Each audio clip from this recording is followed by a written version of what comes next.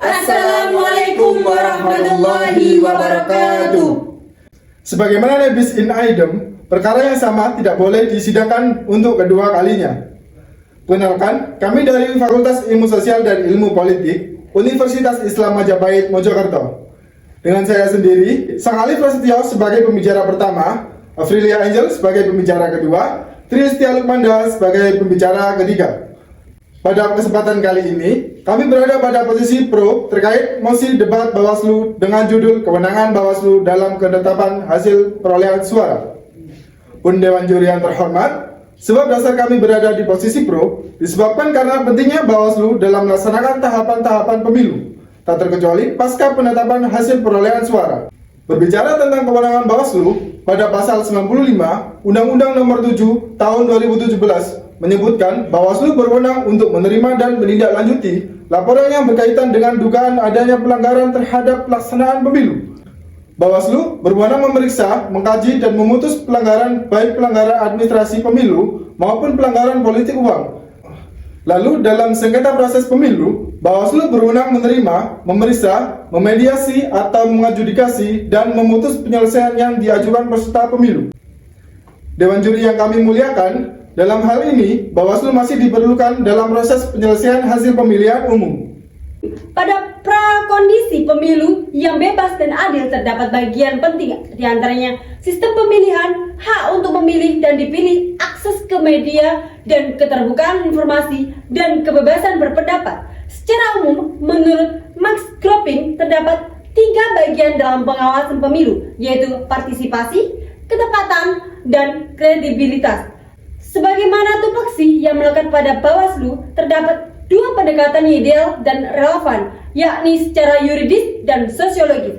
Secara yuridis, didasarkan pada Peraturan Bawaslu Nomor 15 Tahun 2020 tentang tata cara pembinaan dan pengawasan pemilihan umum. Berdasarkan peraturan tersebut, terdapat laporan, permasalahan, dan analisis hasil pembinaan dan pengawasan terhadap pelaksanaan tugas pengawas pemilu. Secara sosiologis, berdasarkan pendekatan dan struktur dan peran, kedudukan dan wewenang secara hierarkis mengacu pada tatanan struktur formal. Dalam penanganan pemilu pasca penetapan hasil perolehan suara, Bawaslu memiliki kewenangan dan peraturan Bawaslu Nomor 7 Tahun 2018 tentang pelanggaran temuan dan laporan pelanggaran pemilihan umum. Bahwasanya Bawaslu berhak menindaklanjuti perkara apabila di dalam pemilu terdapat pelanggaran-pelanggaran yang telah terjadi. Berbicara tentang pemilu, MK selaku lembaga negara berwenang memutuskan perselisihan hasil pemilu.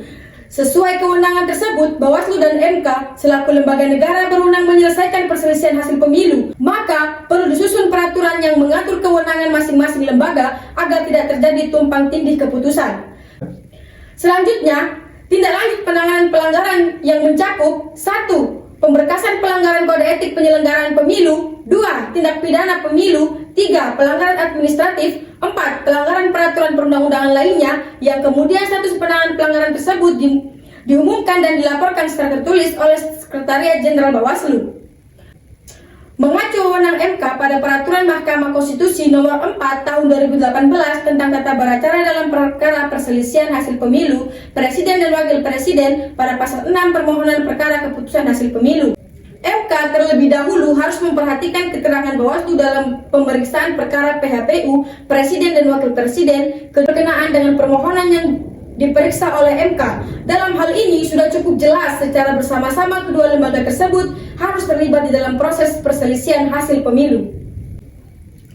Jadi, pada kesimpulan kali ini, kewenangan penyelesaian perselisihan hasil pemilu menimbulkan tumpang tindih keputusan. Pelaksanaan kewenangan membuktikan adanya benturan kewenangan antara Bawaslu dengan Mahkamah Konstitusi. Bawaslu, selaku yang menindaklanjuti laporan pelanggaran pemilu, memiliki kewenangan terbatas dalam memberikan keterangan perkara PHPU. Sedangkan MK memiliki kewenangan memutus perkara PHPU. Dalam sidangnya harus mempertimbangkan masukan dan hasil pemeriksaan dari Bawaslu. Dewan Juri yang terhormat, pada pemilu tahun 2024 perlu adanya peraturan yang mengatur kewenangan Bawaslu dan MK yang tertuang dalam satu peraturan tentang wewenang Bawaslu dan MK dalam perselisihan hasil pemilu. Sekian dari kami. Wassalamualaikum warahmatullahi